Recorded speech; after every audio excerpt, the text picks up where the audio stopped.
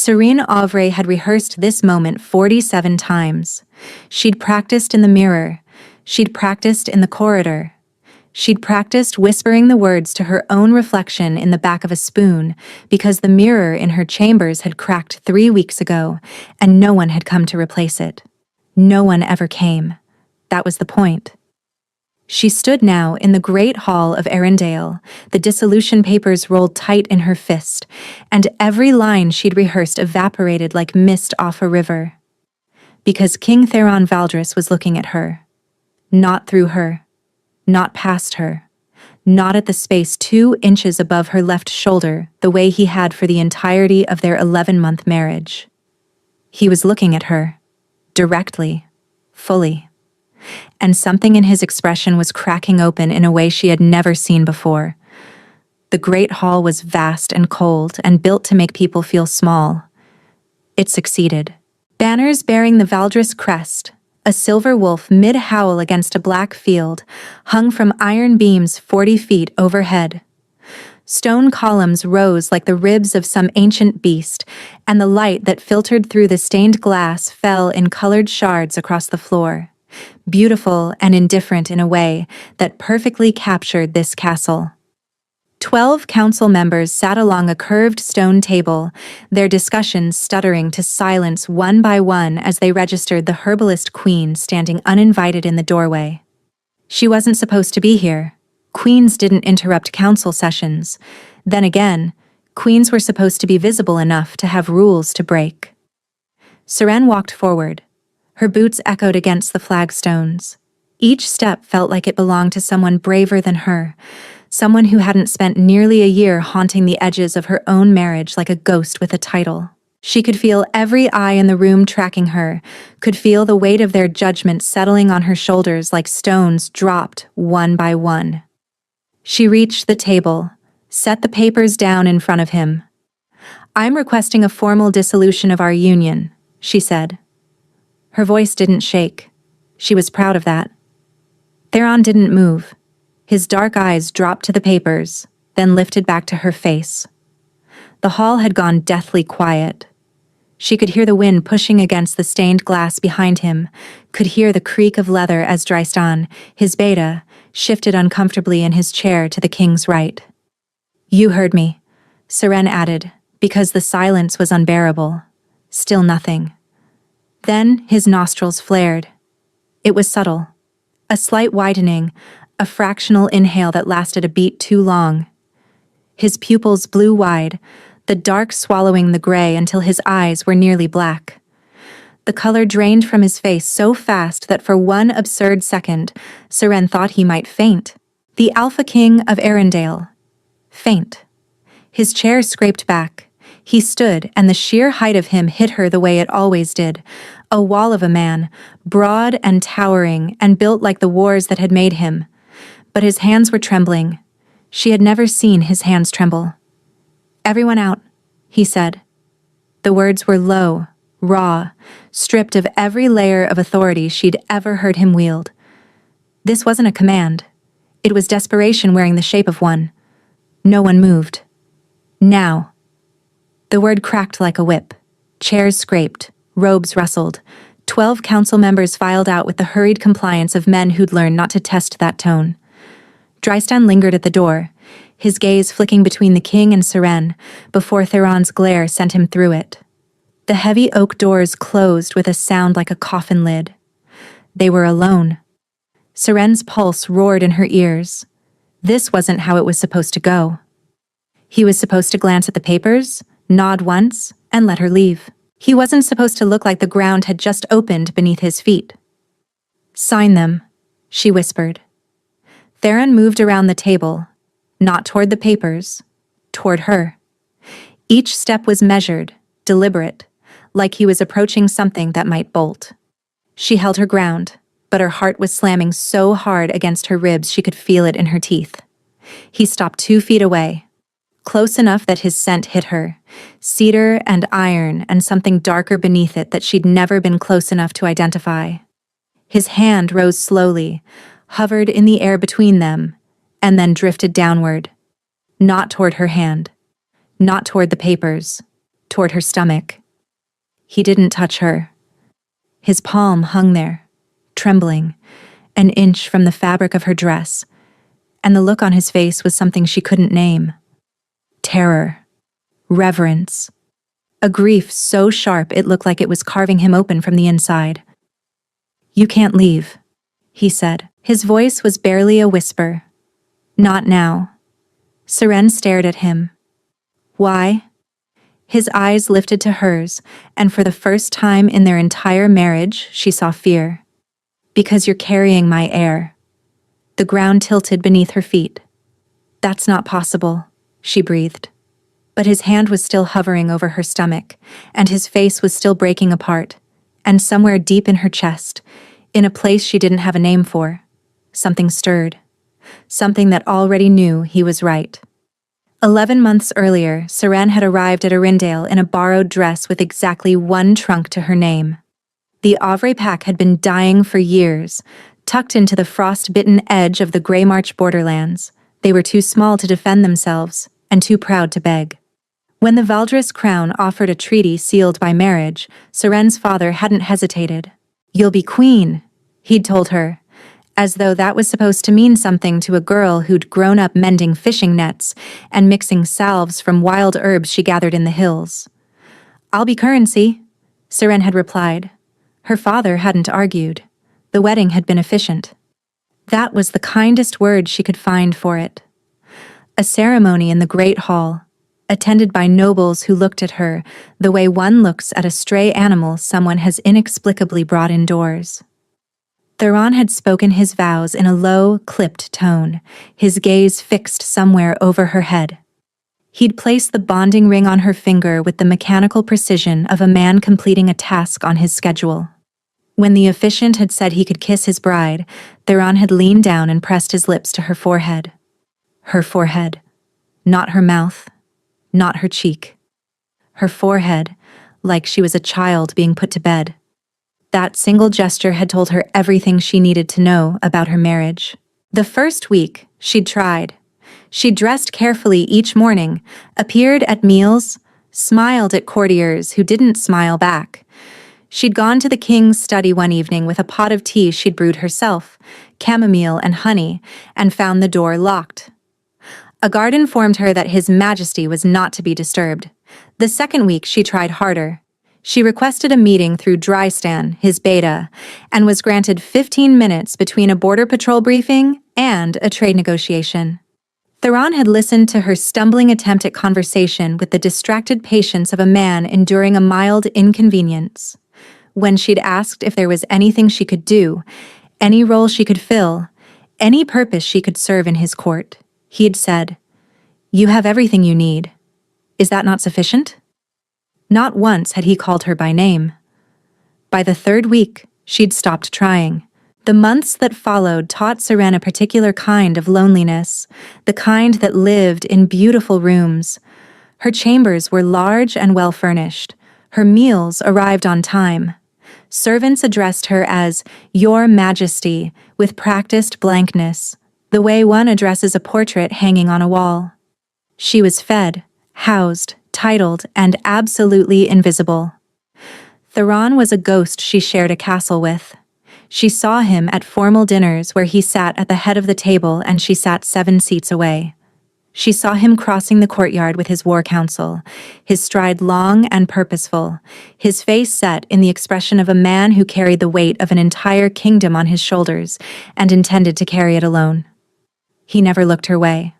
She learned to read the architecture of his absence, the study door that was always locked by the time she walked past it, the wing of the castle where his private chambers sat, which she had never entered and never been invited to. The way servants would glance at her with something between pity and discomfort, as though they understood the shape of her marriage better than she did and wished they didn't. Once, in the 3rd month, she'd crossed paths with him in a corridor. They'd been alone. No counsel, no guards, no audience. She'd opened her mouth to say something, anything, even just good morning, and he had looked directly at her for one searing, unguarded second. Something had moved behind his eyes, something fierce and raw and almost painful. Then the mask had come down, and he'd walked past her without a word. She'd stood in the empty corridor for a full minute afterward, her pulse hammering, trying to make sense of what she'd seen. Had she imagined it? Had she projected her own loneliness onto a man who felt nothing? By the 4th month, she'd stopped asking. She filled her days in the only way she knew how, with her hands in the dirt.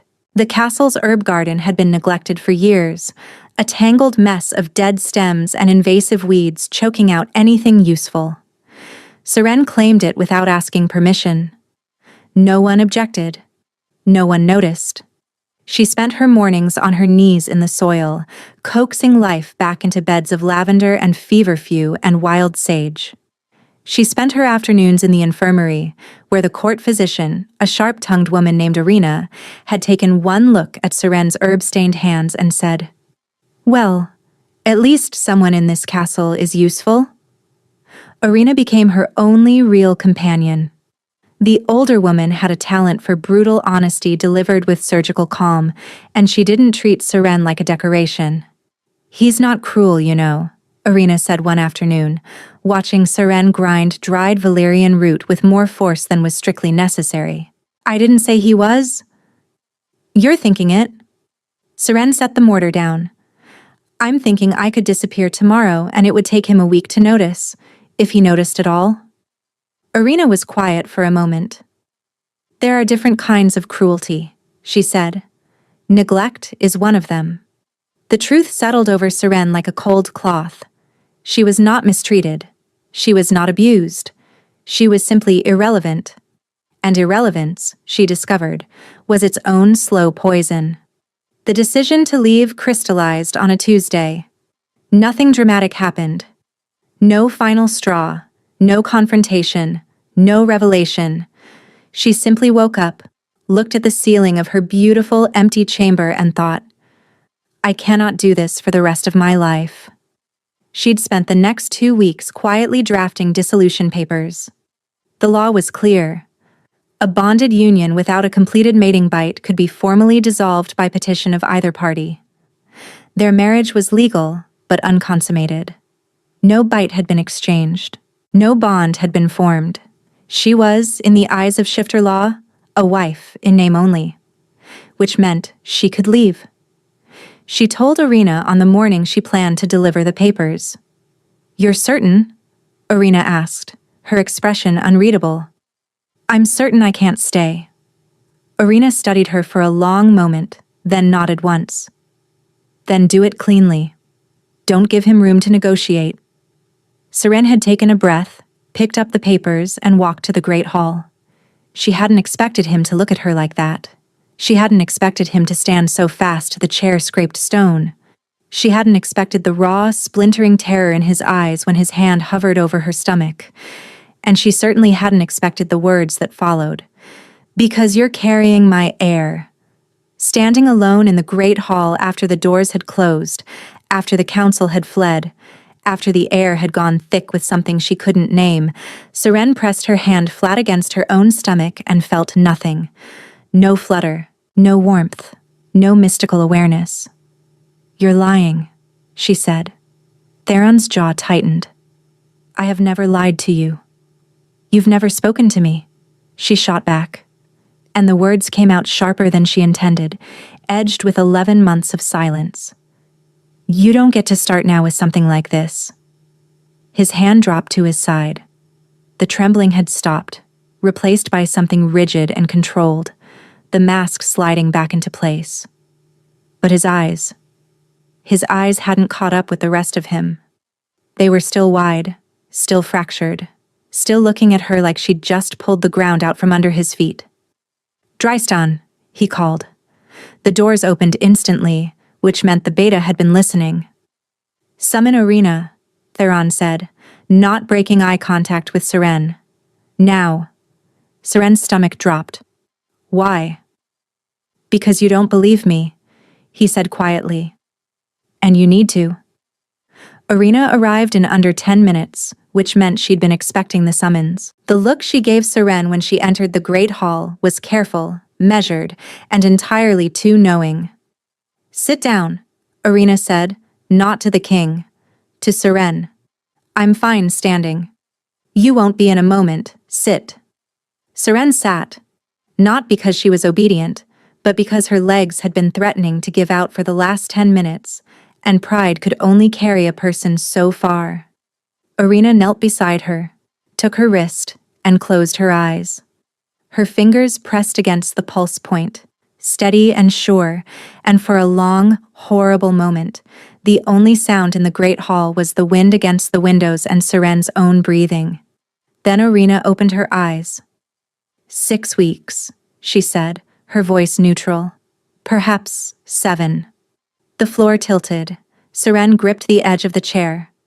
That's not possible, she said, and she heard her own voice like it belonged to someone else, thin and far away. He never. But even as the words left her mouth, the memory surfaced.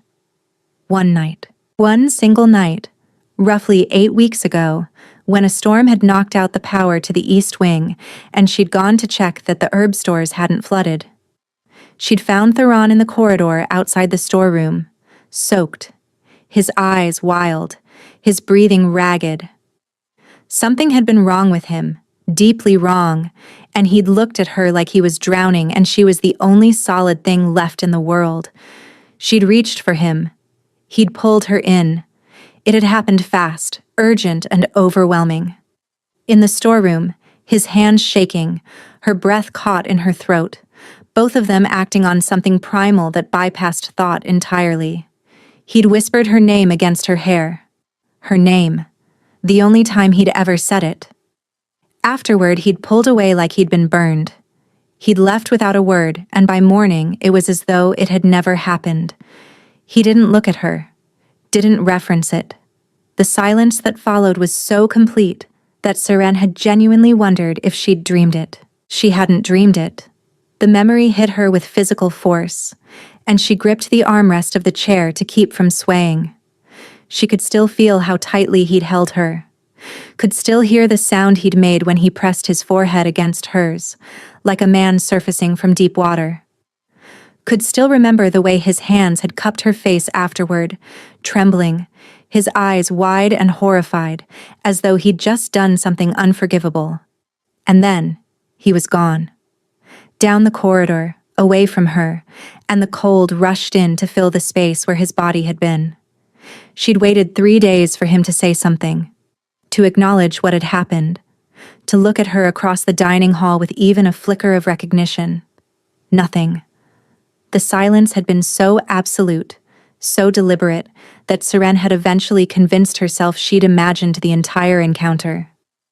That she'd fabricated the memory of that night because the loneliness had finally cracked something inside her. She hadn't fabricated anything. 6 weeks, Seren repeated numbly. Irina stood and turned to the king. You knew before I confirmed it, she said. It wasn't a question. Theron stood by the window, his arms crossed, his back rigid. I caught the scent change 3 days ago.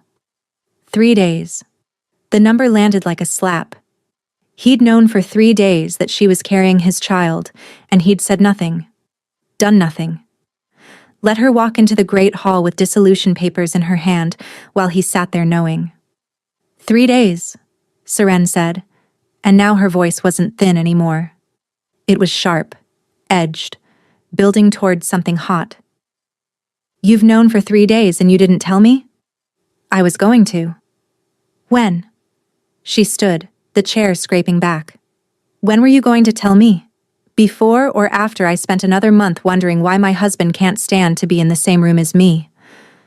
The words hit their mark. She saw it in the way his shoulders tightened, the way his jaw locked down like he was physically holding something back. That isn't what this is, he said. Then what is it? Seren demanded. Because from where I'm standing, it looks like you married me because you needed a treaty, ignored me for 11 months, and now you want me to stay because I'm carrying something you actually care about. The pause that followed was devastating. Theron turned from the window. The mask was still in place, that careful, controlled blankness he wore like armor, but beneath it, something was fracturing. She could see it in the set of his mouth, the way the muscle in his jaw jumped, the way his hands stayed locked at his sides like he didn't trust what they'd do if he let go. "You will not leave Arindale," he said. "You don't get to decide that. As your king, I do." "As my king?" Seren repeated, incredulous. "You've barely been my husband. Don't you dare pull rank on me now." Something flared in his eyes, hot and dangerous, and for one breathless second the air between them crackled with something that wasn't anger. He took a step toward her, then stopped, forced himself still. "The pregnancy changes things," he said, the words strained. "There are complications you don't understand." "Then explain them." "I can't." "You won't." He flinched. Actually flinched like she'd struck him, and the sight of it knocked the rage out of her so abruptly she felt dizzy. In 11 months of marriage, she'd never seen him react to anything. He was stone. He was iron. He was the king who'd ended the Ashenmore rebellion through sheer force of will and walked out of the aftermath without a scratch. He did not flinch. "Your Majesty," Irina interjected, her voice calm in the way that only a woman who'd been managing difficult men for 30 years could manage. Perhaps this conversation would benefit from less pride and more information. Theron's gaze stayed locked on Seren. "The dissolution is denied," he said. "You'll remain in the castle. Your quarters will be moved to the east wing, closer to the infirmary and closer to—" He stopped. "Closer to what?" Seren pressed. "Closer to me," he said quietly, and the admission seemed to cost him something. Seren stared at him. 11 months of nothing, and now this. Proximity. Attention. Fear in his eyes and his hand trembling over her belly like the thing growing inside her was both a miracle and a catastrophe. She wanted to scream. She wanted to cry. She wanted to grab him by the collar and demand to know why he'd wasted nearly a year being absent, when apparently he was capable of looking at her like she was the most terrifying thing he'd ever faced. Instead, she picked up the dissolution papers from the table, held them in front of his face, and tore them in half. "Fine," she said. "I'll stay, but not because you're ordering me to, and not because of the baby." His brow creased. "Then why?" "Because you owe me answers," she said, "and I'm not leaving until I get every single one." She turned and walked out of the great hall before he could respond, her pulse hammering, her hands shaking, and her mind reeling with a single impossible thought. She was pregnant. With the Alpha King's heir. And for reasons she didn't yet understand, that terrified him more than anything else in the world. Behind her, she didn't see Theron sink into his chair and put his head in his hands. She didn't see Drystan step quietly through the side door, take one look at his king, and freeze. She didn't see the way Theron's fingers dug into his own scalp, white-knuckled, like he was physically holding himself together. And she didn't hear what he whispered into the empty hall, his voice wrecked, barely audible even to the beta standing 6 feet away. "It's happening again." Drystan closed the door. The hall went dark. The East Wing chambers were larger than her old rooms. That was the first thing Seren noticed. The second was that they smelled like him. Not strongly. Not like he'd been sleeping there. More like he'd walked through recently. Lingered. Maybe stood in the doorway before leaving. Cedar and iron and that darker undertone she still couldn't identify. It clung to the curtains and the bedposts and settled into her lungs before she could decide how she felt about it. "These were prepared in advance," she murmured, running her hand along the fresh linens. The sheets were crisp, the pillows plump, and a vase of wild lavender sat on the windowsill, the exact variety she grew in her garden. "At the king's instruction," Drystan confirmed from the doorway. His voice was carefully neutral, the way it always was, but his eyes were watchful. "When he first detected the scent change in you. Days of preparation, days of knowing she was carrying his child and saying nothing, while servants moved furniture and stocked shelves and made a space for her that was close enough to hear his footsteps in the corridor." "He's infuriating," Seren said. "Yes, Drystan agreed, without hesitation. She turned to look at him, surprised. The beta was tall and lean, with sharp features and the kind of stillness that suggested he saw far more than he let on. In 11 months, he'd been polite but distant, an extension of his king's indifference. "You know why he's afraid," Seren said. Not a question. Drystan's expression didn't change, but something shifted behind his eyes. "That's not my place to share." "Whose place is it?" "His. When he's ready." "And if he's never ready?" The beta was quiet for a moment. "Then you'll have to take it from him," he said. "The same way you took those dissolution papers into the Great Hall. By walking straight at the thing everyone else is afraid to touch." He inclined his head and left. Seren stood alone in her new chambers and pressed her palm flat against her belly. Still nothing. No flutter, no warmth, no awareness.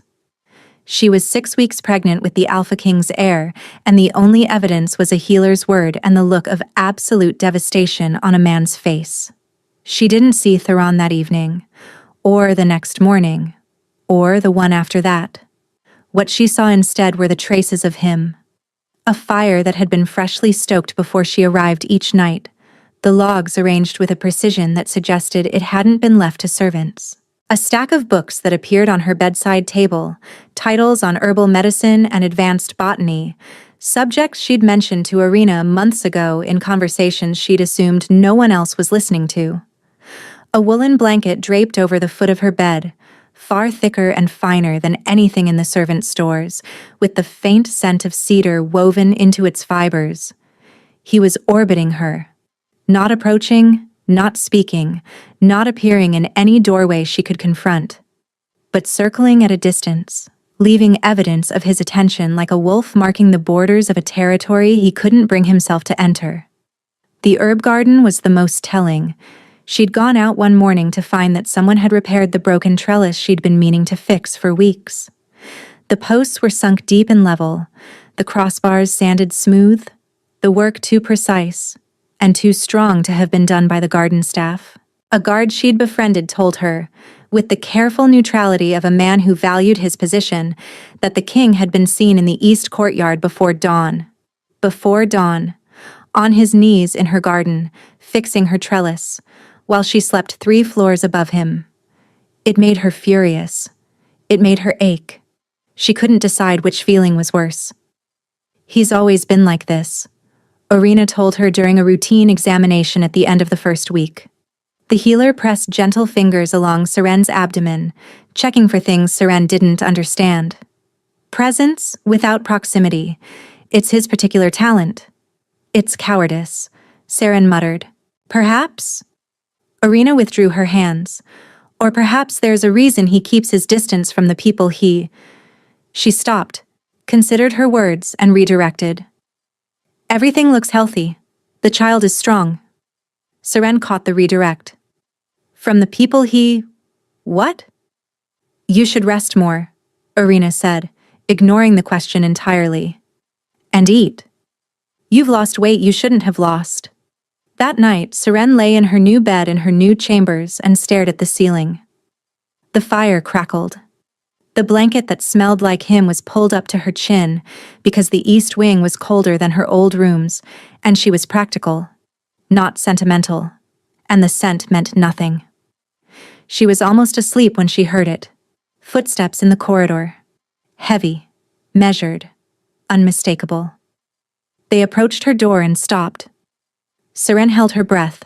The fire popped. A log shifted. The footsteps didn't continue.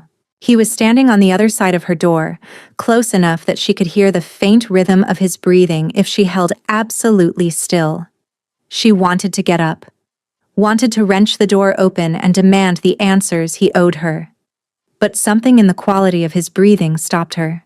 It was unsteady, ragged at the edges, and there was a sound beneath it, low and strained, like a man trying very hard not to fall apart. Then she heard something else. A soft thud, like a forehead resting against wood. He was leaning against her door. Seren pressed her hand against the oak, Her fingertips splayed across the grain and wondered if his hand was mirrored on the other side. Wondered if there was only 2 inches of wood and 11 months of silence between his skin and hers. On the other side, she heard him exhale, long and shuddering, like he'd felt it. Like the door wasn't thick enough to stop whatever was pulling between them. Minutes passed. 5, 10. His breathing steadied, slowed, grew almost peaceful, which made no sense because he was standing in a corridor in the middle of the night like a man who couldn't be in the same room as her, but couldn't bring himself to leave. Then the footsteps retreated. Slow, reluctant, growing quieter until the corridor swallowed them whole. Seren stayed with her hand on the door long after the silence returned. "What are you so afraid of?" she whispered. The next morning, she found Irina before the sun was fully up. The healer was already at her workbench, sorting dried bloodroot with the efficient calm of a woman who treated 5 a.m. like a reasonable hour. "I need to know what's wrong with him," Seren said without preamble. Irina didn't look up. "Good morning to you too." "Irina, please." Something in her tone made the healer pause. She set down the bloodroot and turned, studying Seren with that penetrating gaze that always made her feel like her skin was made of glass. "What makes you think something is wrong with him?" Irina asked. "He stands outside my door at night. He doesn't come in. He doesn't knock. He just stands there and breathes like he's in pain, and then he leaves." Irina's hands went still. "How long?" the healer asked. "Every night this week?" The silence that followed felt different from the usual pauses in Irina's speech. Heavier, loaded with something that looked a lot like worry. "There's something you need to understand about the Valdris bloodline," Irina said slowly. "Something the court doesn't speak about. Something the king has forbidden anyone to discuss." Seren's pulse quickened. "Tell me." Irina glanced at the door, then back at Seren. "Not here," she said. "And not all of it, not yet." "Why not?" "Because some of it isn't mine to tell." Irina held up a hand before Seren could protest. "But I'll tell you this much, and you need to hear it carefully." She leaned forward, her voice dropping. "Every Valdris Alpha for 4 generations has lost control of their wolf before the age of 40. Theron's grandfather went feral at 36. His father at 32. The words landed like stones dropped into still water. "Theron is 31, Irina continued quietly, "and he's been fighting it for over a year." The room went cold. "That's why he keeps his distance," Seren whispered. "That's why he keeps his distance from you specifically," Irina corrected. "You're the one person in this castle he's terrified of hurting." Seren's hand moved to her abdomen without thinking. "And the baby?" she asked, barely audible. Irina's expression shifted. Not pity. Something worse. Something that looked like genuine fear. "That's the part I can't tell you," the healer said. "That's the part you need to hear from him." Seren found him in the armory. It was the last place she'd expected, though perhaps it shouldn't have been. The room was deep in the castle's lower levels, cold and windowless, lit by a single row of oil lamps that cast more shadow than light.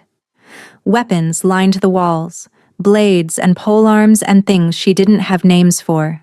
And in the center of the room, Theron stood shirtless, driving his fist into a leather training post with a rhythm that spoke of hours, not minutes. His knuckles were raw and bruised. Sweat glistened on the leather.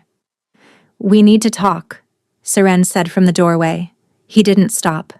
Another strike, precise and brutal, the impact echoing off the stone. Then another. "I know about the bloodline," she said. He stopped. The stillness that followed was so thick, she could feel it pressing against her skin. Theron stood with his back to her, his shoulders rising and falling with controlled breaths, and she watched the muscles in his back tense like he was bracing for impact. "Irina," he said. "Not a question. She told me enough. Your grandfather. Your father. What happens to Valdris Alphas?" Seren stepped inside, pulling the heavy door shut behind her. "Now I need to hear the rest. About the baby." He turned slowly. In the dim lamplight, the damage was worse than she'd thought. Not just the knuckles. His face was gaunt, the hollows beneath his eyes deeper than they'd been a week ago. He looked like a man who hadn't slept in days, which, she realized with a sickening lurch, he probably hadn't. Without her near him, without whatever effect her presence had, he was deteriorating. An heir conceived without a completed bond is unprotected, Theron said, his voice flat, clinical. Like he was reading from a medical text instead of discussing their child. The father's energy imprints on the child during gestation. If the father's wolf is stable, the imprint is harmless. And if it isn't stable, Saren whispered. His jaw worked. The corruption passes through. The child's wolf develops already compromised, already halfway to feral before it ever takes its first breath. The room tilted. Saren reached for the wall. That's why you're afraid, she said, the pieces snapping together with horrible clarity. It's not just that you might go feral.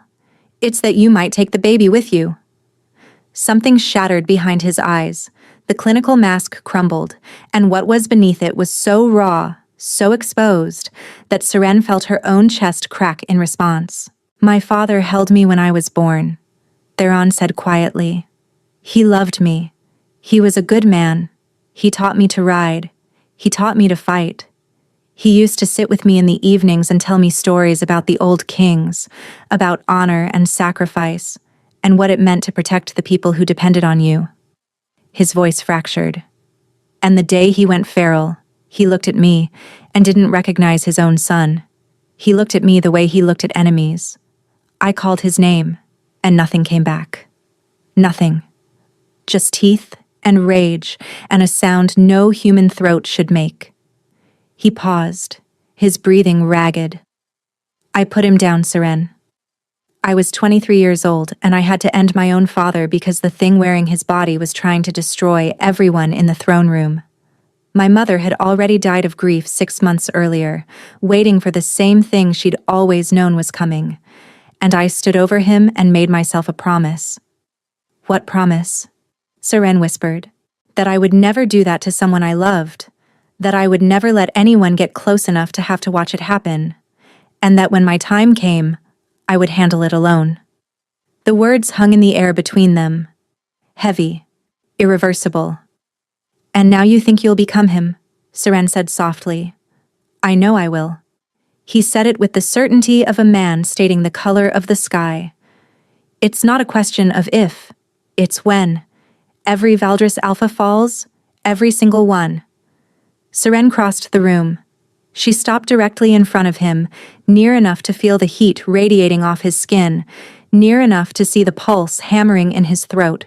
Then why did you marry me? She asked. If you knew what was coming, why bring me into this? Shame flooded his expression. The treaty. Your pack was dying. My council said the alliance would stabilize the borderlands, and I thought... He closed his eyes. I thought I could keep you safe by keeping you at arm's length. That if I never touched you, never bonded you, never let you close enough to matter, then when I fell, you'd walk away clean. The confession hit her like a physical blow. Not because it was cruel, but because it was the opposite. Every cold silence, every averted gaze, every night he'd locked his study door while she stood on the other side, wondering what she'd done wrong. It wasn't indifference. It was the most brutal form of love she'd ever encountered. You idiot, she breathed, and her voice cracked on the word. His eyes opened. She saw surprise in them, and beneath it, something so desperately hopeful it made her want to weep. You kept me at arm's length to protect me, she said, and instead you made me believe I was worthless, that I was nothing to you. Do you understand what that did? He flinched. Saren, nearly a year, she said, her voice rising. Nearly a year of being invisible, of eating alone, of tending a garden no one cared about in a castle where no one knew my name. I thought you despised me. I have never... I know that now, she cut in. But you should have told me. You should have trusted me enough to tell me. I was protecting you. You were protecting yourself, she said, and the truth of it landed between them like a stone. Theron went very still. You're right, he admitted, his voice barely audible. I was terrified. Not just of hurting you, of letting you in and then losing everything, of watching you look at me the way I looked at my father at the end.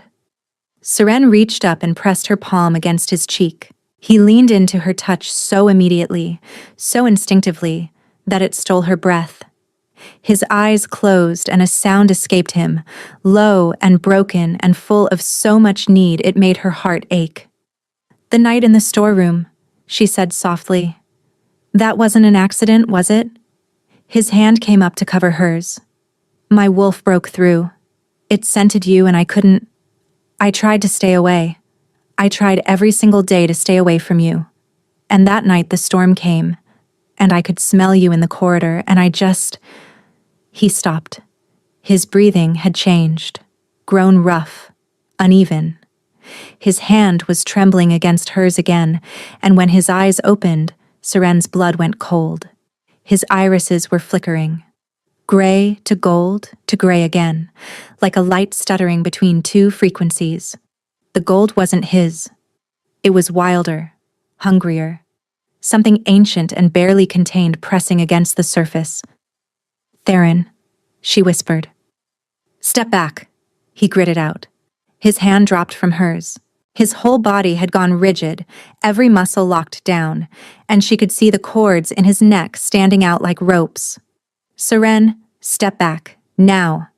She didn't move. Step back.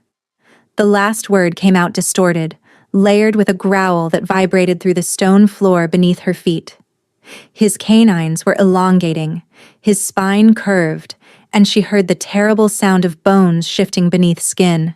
Seren stumbled backward, her heart hammering, and watched the man she was only just beginning to understand fight a war against his own body. His fists drove into the training post, once, twice, 3 times, each strike harder than the last, and the sound he made wasn't a groan. It was a howl of anguish compressed into a human throat. Then it passed.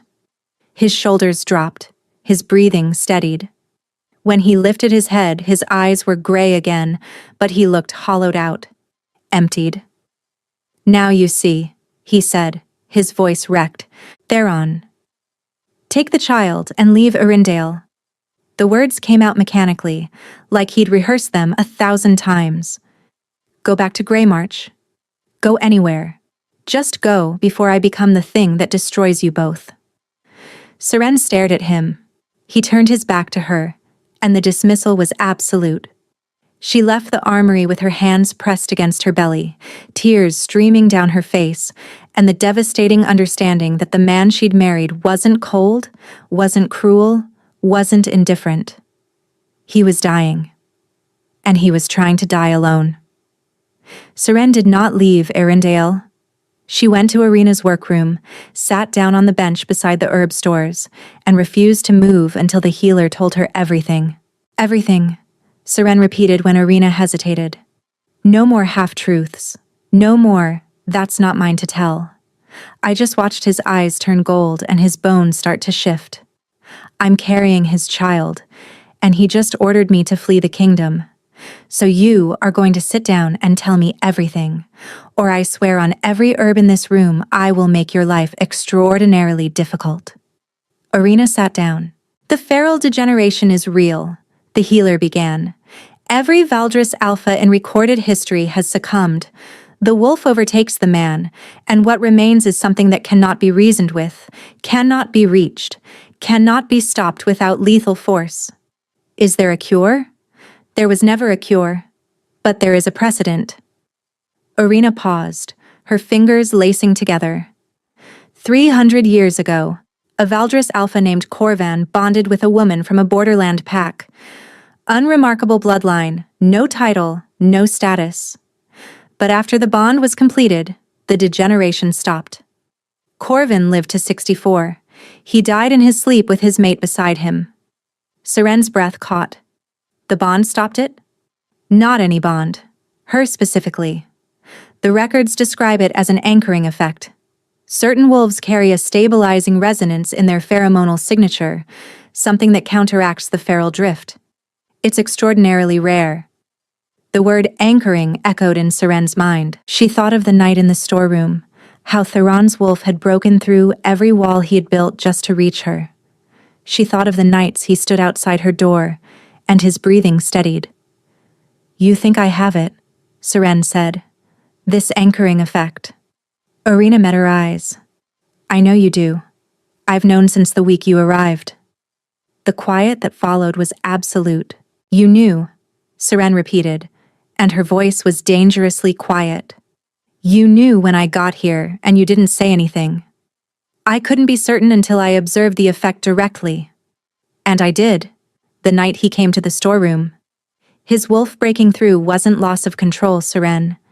It was his wolf seeking the only thing that could save it." Seren stood up so abruptly the bench scraped against stone. "Did he know? When he married me, did he know what I was?" "No." Irina's voice was firm. "Theron married you for the treaty. He had no idea about the anchoring effect. He intended to keep you safe by keeping you distant and then release you when the degeneration took him.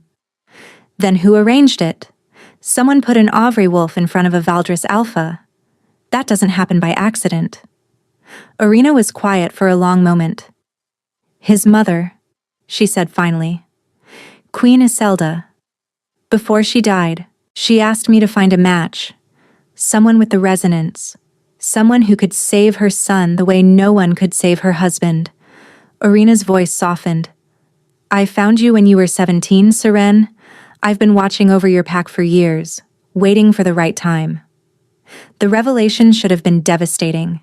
Another layer of manipulation, another person treating her as a tool, a commodity, a means to someone else's end, and part of her did feel that familiar, corrosive burn of being used. But a larger part of her felt something else entirely, because Irina's eyes were wet, and the healer was looking at her with an expression Serene had never seen before. Not clinical detachment, not professional concern, guilt, deep personal aching guilt. "I should have told you sooner," Irina whispered. "I should have told you both. But Theron had already decided to keep you at a distance, and I thought if I just gave it time, his wolf would find its way to you naturally, and it did, Seren. That night in the storeroom, it did. But then he pulled away again, and you were so unhappy, and You let me suffer," Seren finished, but there was no venom in it, just exhaustion. "You let us both suffer." "Yes, and I'm sorry." Seren pressed her hands against her eyes. Her head was pounding. The baby, barely 6 weeks formed, felt like it was pulling at something inside her chest, a thread connected to a man 3 corridors away who was trying to destroy himself out of love. "Where is he now?" Seren asked. "His chambers," Drystan said from the doorway. They both turned. The beta stood with his arms crossed, his expression grave. "He's locked himself in. Won't eat, won't see anyone. He's been like this since you left the armory." "How bad is it?" Irina asked sharply. "Bad. The episodes are increasing. 3 in the last hour. He's holding, but..." Drystan stopped. "He won't hold much longer." Seren was already moving.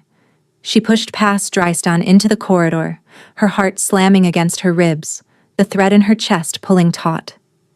"Seren, wait." Drystan caught her arm. "If he's mid-episode, approaching him could be dangerous. His wolf might not recognize..."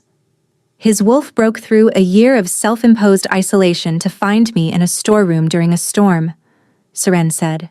"It knows exactly who I am." She pulled free and ran. The corridor to his chambers had never felt so long. She could hear it before she reached the door. A low, continuous growl that vibrated through the stone walls, more animal than human. 2 guards stood outside, pale-faced, their hands on their weapons. "Open the door," Seren commanded. "Your Majesty, the king has ordered." "Open the door." The guards looked at each other. Then one of them reached for the handle. The room was dark. The fire had been overturned, Embers scattered across the stone floor, and the furniture was destroyed. The desk was splintered. The bed frame was cracked. Claw marks scored the walls in long, ragged gouges. Theron crouched in the far corner, his back against the stone, his hands fisted in his own hair. His eyes were pure gold. His breathing came in harsh, shuddering gasps, and the growl that poured from his chest was constant, involuntary, the sound of a man being consumed from the inside. "Theron," Seren said softly. The growling stopped. His head lifted. Those golden eyes fixed on her, and she saw the moment recognition fought through, a flicker of gray in the gold, urgent and drowning. "Get out!" he snarled, but his voice broke on the second word. She walked toward him. "Seren, please." It was a beg now, ragged and raw. "I can't control it. If I hurt you, you won't." She knelt in front of him, so near she could feel the heat pouring off his skin, so near she could see the tears cutting through the grime on his face. "You won't hurt me, Theron. Your wolf doesn't want to hurt me. It never did." She took his face in her hands. His skin was burning. His jaw was clenched so tight she could feel the muscles spasming beneath her palms. The gold in his eyes surged, retreated, surged again. "I'm not leaving," she told him. "Not now. Not ever. And you don't get to decide that for me." "You don't understand what I am," he choked out. "You're my husband," Seren said. "And I'm choosing you. Not because of a treaty. Not because of the baby. Because of you. The man who left books on my nightstand and stoked my fire, and stood outside my door every night because he couldn't bear to be away, but was too afraid to come in." Something shattered in his expression. "I'm not worth this," he murmured, barely audible. "I spent my entire life believing the same thing about myself," she replied, her voice thick with tears. "And I was wrong. So are you." She kissed him. The moment her lips touched his whole body seized. She felt the war inside him through the contact, felt his wolf surge forward and, then, impossibly, still. Not retreating, not attacking. Settling. Like a wild, thrashing thing that had finally found the one place it recognized as safe. His hands came up to cradle her face, trembling violently, and he kissed her back with the desperate hunger of a man who'd been starving for the better part of a year. Seren felt the tears on his cheeks mix with her own. She felt his breathing change, deepen, steady. She felt the gold recede from his eyes like a tide pulling back from shore. "Bond with me," she whispered against his mouth. "Complete it. Let me anchor you.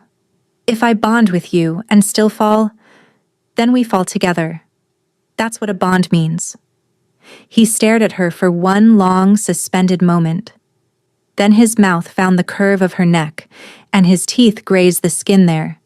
And she felt the question in it, the hesitation, the desperate need for permission. "Yes," she breathed. He placed the bonding mark against her neck. The bond exploded through her like light through shattered glass. She felt him, all of him, not just the king, not just the controlled surface, but the grief beneath it, the terror, the loneliness, the love he'd been drowning in since the day she'd arrived in a borrowed dress with nothing to her name. She gasped, overwhelmed, and marked him back, pressing her own claim against his shoulder, sealing him as hers as fiercely as he'd sealed her as his. The bond locked into place, complete, permanent, unbreakable. Theron collapsed against her, shaking, his face buried in her neck, his arms wrapped around her so tightly she could barely breathe. She held him on the floor of his destroyed room and felt his wolf settle inside him, not cured, not tamed, but anchored, held fast by something stronger than the curse. They stayed like that until his trembling stopped, until his breathing evened, until the gold faded entirely and his eyes were gray again, exhausted and red-rimmed and looking at her like she'd just pulled him back from the edge of an abyss.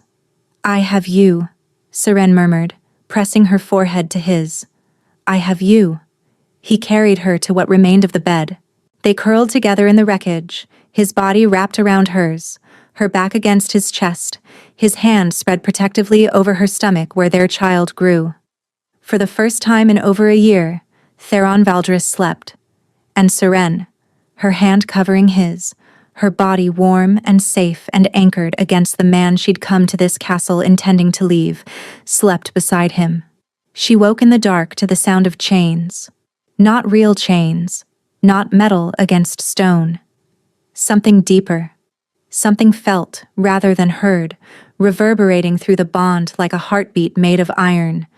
She was standing in a forest that wasn't a forest.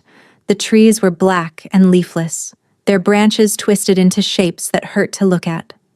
The ground beneath her bare feet was soft and warm in a way that living ground should never be. And ahead of her, in a clearing ringed by dead trees, she saw it. A wolf. Massive, magnificent, and chained. Heavy iron links bound its legs, its neck, its jaw. The chains were sunk into the earth itself, pulled taut, and everywhere they touched the wolf's fur, the skin beneath had gone black and rotten. The wolf's eyes were gold, wild with pain and fury, and it was snarling at something Seren couldn't see. Then she heard the voice. Low, measured, patient. Coming from everywhere, and nowhere. You know what you are, Theron. You know what you'll become. The chains are all that's keeping them safe. And Seren realized with dawning horror that the chains weren't the curse. The chains were Theron's. He'd built them himself. He was the one holding his own wolf down, crushing it, starving it, because he believed the alternative was becoming his father. The curse wasn't making him go feral. His fear of going feral was destroying him from the inside. The wolf saw her before she was ready.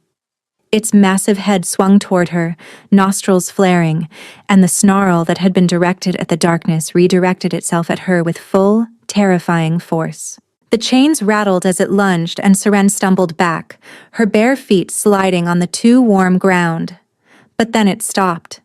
Mid-lunge, mid-snarl, the wolf froze. Its golden eyes locked onto hers and something shifted in them. Not recognition exactly, but a question. A raw animal question that had no words. I'm here, Seren whispered, her voice shaking. I'm not afraid of you. That was a lie. She was terrified. But the bond hummed between them, warm and steady, and through it she could feel Theron, the real Theron, somewhere behind the wolf's anguish. Buried. Drowning. But there. The voice spoke again, and this time Seren could feel where it came from. Not from the trees. Not from the fog. From inside the wolf itself. From a place so deep it predated language. Every Valdris Alpha falls. You watched your father's eyes go empty. You felt him turn on you. You ended him because there was no one else. And now the same rot is in your blood. In your bones, in the child you were fool enough to create. The wolf howled. The sound was devastating, so saturated with grief that Seren felt it in her own chest like a physical wound. Her knees buckled. That's his voice, she realized, horror flooding through her. That's not the curse speaking. That's what Theron tells himself every single day. She forced herself upright, forced herself forward, one step, then another, until she was close enough to see the places where the chains had worn the wolf's fur down to raw, weeping flesh. You're killing yourself, she said, and she wasn't speaking to the wolf. She was speaking through the bond to the man on the other end of it, the man who had spent over a year wrapping himself in chains of his own making because he believed containment was the same thing as control. The wolf's golden eyes fixed on her. It was panting. Shallow and rapid, pain and exhaustion in every breath. You built these chains, Seren said, kneeling slowly. You put them on yourself because you thought that was the only way to keep the people around you safe. But they're not holding your wolf back, Theron. They're poisoning it. You're starving your own wolf, and it's going mad because you won't let it breathe. The voice surged, louder now, panicked. If the chains break, there's nothing between the wolf and the world? Nothing between the monster and everyone it loves. Your father didn't have me. Serene's voice cut through the dark like a blade. Clear, certain, steady enough to surprise even herself. The wolf went still. Your father didn't have an anchor, she continued, her heart pounding so hard it shook her entire body. He didn't have someone whose wolf could meet his and hold it steady. He fought alone, and he fell alone. And that is a tragedy, Theron. But it is not a prophecy. She reached for the nearest chain. The iron was freezing against her palms, so cold it burned. And the moment she touched it, she felt resistance. Not from the wolf, from him. From the part of Theron that was still convinced the chains were necessary. That letting go meant becoming the monster. I know what it feels like, Serene said, tears streaming down her face, her fingers locked around the chain. To believe you're only worth what you can contain. To believe that if you stop performing, stop sacrificing, stop shrinking yourself down to something manageable, then the people around you will see what's really underneath, and they'll leave. The wolf's breathing slowed. My parents left me on castle steps when I was 3 days old, she continued, and I spent my entire life after that trying to be small enough, quiet enough, useful enough that no one would throw me away again. I turned myself into a tool because tools get kept, Theron. Tools have purpose. And I was so terrified of being purposeless that I let myself disappear. Her voice broke. She gripped the chain harder. But I'm not a tool, and you're not a monster. And this. She pulled at the chain, felt it resist, pulled harder. This is not protecting anyone. It's just a slower way of dying. The chain shattered. The sound was enormous, a crack that split the dark like lightning, and the wolf lurched forward as the pressure released.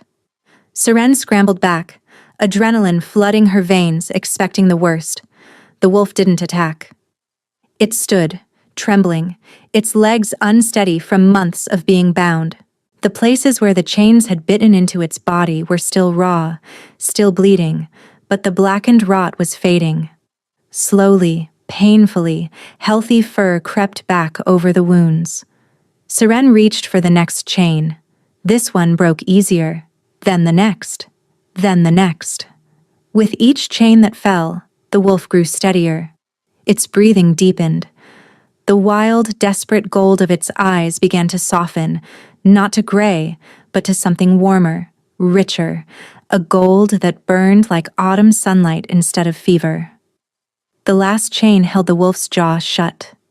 Serene knelt in front of the creature, their eyes level, and placed both hands on the cold iron.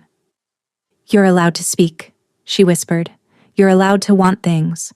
You're allowed to love her and the child without destroying them. That is not what your blood means. She broke the final chain. The wolf opened its jaw and breathed. Not a snarl, not a howl. A breath, deep and full and free, and the sound of it moved through the bond and into Serene's chest and settled there like a heartbeat finding its rhythm. Then the wolf moved forward and pressed its massive head against her stomach. Gentle, deliberate, reverent. Serene buried her hands in the thick fur of its neck and felt the bond flare so bright it turned the dark forest to gold. The dead trees shuddered. Bark split and green burst through, tiny leaves unfurling from branches that hadn't held life in years. The too warm ground cooled. The oppressive silence filled with sound, wind through new leaves, bird song distant but real, the steady pulse of something alive and growing. The wolf dissolved beneath her hands, not violently, gently, like mist burning off in morning light. And in its place, Theron was kneeling before her. Human, whole. His forehead pressed against her stomach, his hands gripping the fabric of her nightgown, his shoulders shaking with sobs he'd held back for over a decade. I killed my father, he said, the words breaking apart in his throat. And I thought I deserved to become him. You didn't, Serene whispered, cradling his head. You don't. I was so afraid of hurting you that I hurt you worse. I know. I wasted 11 months. We have the rest of our lives. He looked up at her.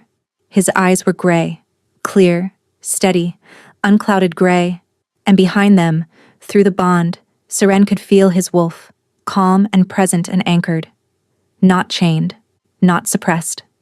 Simply at peace. I love you, he said, and the words sounded like they'd been trapped in his chest for months, pressing against his ribs, waiting for the cage to open. I loved you when you showed up with one trunk and a look on your face like you were ready to fight every person in the room. I loved you when you tore up my garden and replanted it with herbs you talked to by name. I loved you when you brought me tea I couldn't open the door to accept. I loved you, and I will never forgive myself for making you believe otherwise. Seren pulled him up and kissed him. Tasted salt. Tasted grief and relief, and the raw, unmistakable flavor of a man who had finally stopped running from himself. They woke together in his ruined chambers, tangled in each other, the bond between them humming low and warm and golden. The morning light came through the cracked window and fell across his face, and for the first time since she'd known him, Theron Valdris looked young. The hollows beneath his eyes had softened. The rigid set of his jaw had eased. He was still holding her, one arm around her waist, one hand splayed across her stomach, and in sleep, his thumb moved in slow, absent circles over the place where their child was growing. Seren watched him breathe and felt something vast and quiet settle in her chest. Not just love, something bigger than that. The bone-deep certainty that she was exactly where she was supposed to be. Not because she'd been traded or arranged or placed here by someone else's design, but because she had chosen it, chosen him, fought for him, torn down his walls and her own, and found that what was underneath was worth every scar. She closed her eyes and pressed her forehead against his chest. His heartbeat was steady beneath her ear. Outside, the first birds were singing. The curse didn't vanish the night Seren broke the chains. Theron still woke sometimes in the dark, his breathing sharp, his hand reaching for her before his eyes were fully open. Old wounds didn't close overnight. The guilt didn't dissolve simply because he'd chosen to set it down. Some mornings he was quiet in a way that told her the dreams had found him again. Not the dark forest, not the chains, but the memory of his father's eyes going empty. The memory of the blade. Those things would always live in him. But Seren was there. Every time he reached, she was there. And slowly, night by night, his hand stopped reaching in panic and started reaching in peace. Just to feel her. Just to know. She learned the rhythm of his healing the way she'd learned the rhythm of herbs and seasons, with patience and attention, and the understanding that some things cannot be rushed. There were setbacks. There were nights when the gold flickered in his eyes, and she held him until it passed. There were mornings when he couldn't speak, when the weight of memory pressed down so heavily that all she could do was sit beside him in the quiet, and let him know he wasn't carrying it alone. But there were good days too, more and more of them. Days when he laughed so freely it startled the courtiers. Days when he found her in the herb garden and knelt beside her in the dirt without saying a word, just working alongside her, their shoulders touching. Days when he pressed his hand against her growing belly and his eyes stayed gray, warm and clear, and full of something that looked like wonder instead of fear. The court's reaction was precisely what she'd expected. A foundling herbalist from a borderland pack no one had heard of, bonded to the Alpha King and carrying his heir. The whispers followed her through every corridor and every formal dinner. She heard them in the rustle of silk and the careful silences that fell when she entered a room. Theron heard them too. If anyone in this court has something to say about my mate," he announced at the first council session after their bonding, his voice carrying the full weight of a king who had survived a war, a curse, and his own stubbornness. "They are welcome to say it directly. To me. Loudly. So that I can hear it clearly before I respond." No one said anything. The whispers became quieter after that. Drystan, in his measured way, simply adjusted. He began consulting Seren on matters related to the borderlands, drawing on her knowledge of the Grey March territories with the same efficiency he brought to everything. If he found it unusual to brief a former herbalist on border patrol rotations, he never showed it. Irina wept the day the baby kicked for the first time. She tried to hide it, turning away to busy herself with a tincture that didn't need adjusting, but Seren saw and understood. The healer had carried the weight of Queen Iselda's dying wish for over a decade, watching, waiting, hoping she hadn't made a terrible mistake. The kick was proof she hadn't. The baby arrived on a morning in late spring, loud and furious and perfect. Theron held his child with hands that didn't tremble. His eyes were gray, clear and steady and bright with tears that fell without shame. Seren watched him cradle their daughter against his chest, watched his lips move against the crown of the baby's head, whispering words too soft for anyone else to hear. Irina examined the child thoroughly, twice, then a third time, just to be certain. "Healthy," she declared. "Strong wolf, stable, no trace of degeneration." The sound Theron made was not a word. It was something deeper than language, a release that came from a place he'd kept locked for so long that opening it shook his entire body. He pulled Seren against him, their daughter nestled between them, and buried his face in her hair. Months later, Seren woke in the pale gray light of early morning. Theron was still asleep beside her, their daughter curled against his chest in the space between them, her tiny hand wrapped around his finger. His face was peaceful. His breathing was deep and even. No nightmares, no chains, no gold flickering behind closed eyelids.